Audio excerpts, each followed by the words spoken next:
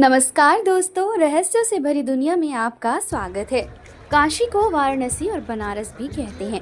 यहाँ के घाट बहुत ही प्राचीन और प्रसिद्ध हैं।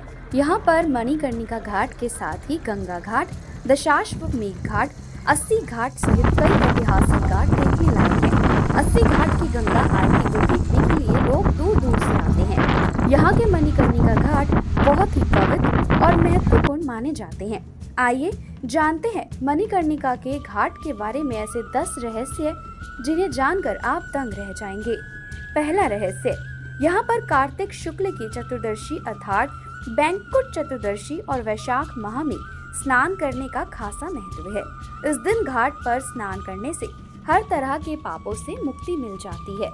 दूसरा रहस्य, गंगा नदी के तट पर यह एक शमशान घाट है जिसे तीर्थ की उपाधि प्राप्त है।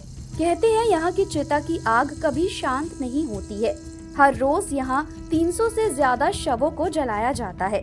यहाँ पर जिसकी भी अंतिम संस्कार होता है उसको सीधे मोक्ष प्राप्त होता है।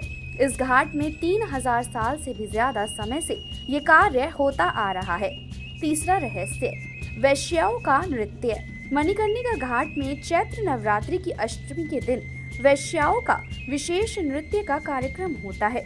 कहते हैं कि ऐसा करने से उन्हें इस तरह के जीवन से मुक्ति मिलती है।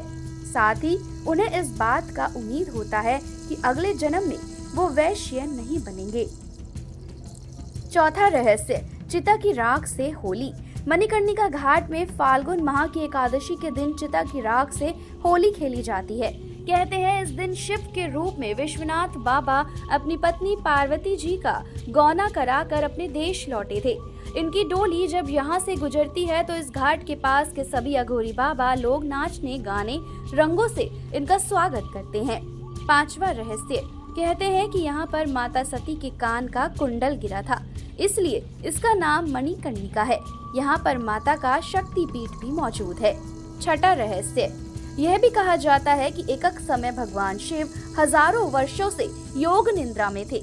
तब विष्णु जी ने अपने चक्र से एक कुंड को बनाया था, जहां भगवान शिव ने तपस्या से उठने के बाद स्नान किया था और उस स्थान पर उनके कान का कुंडल खो गया था, जो आज तक नहीं मिला।